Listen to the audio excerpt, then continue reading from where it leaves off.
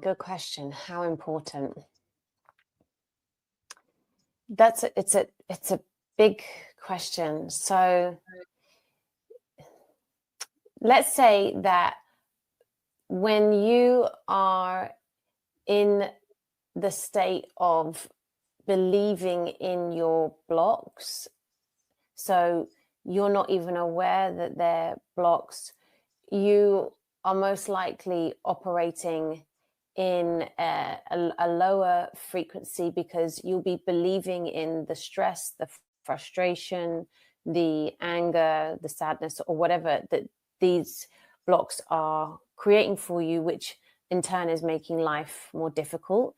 And so that is heavy energy. And in that heavy energy, it's more difficult for your higher self, and also then anything of a higher frequency that carries excitement, joy, love, to come in, right? Because I think the lower frequencies are like that, and then higher frequency, and it doesn't, I can't do that at the same time, but it doesn't match, right?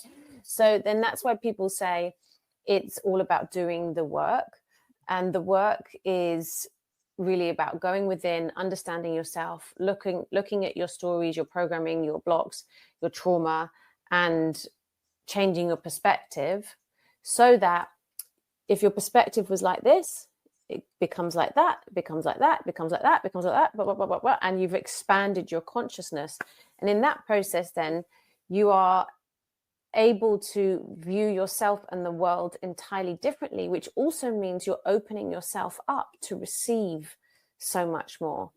So being in the highest version of yourself, I want to say it like that, less than being in a high frequency, because I think sometimes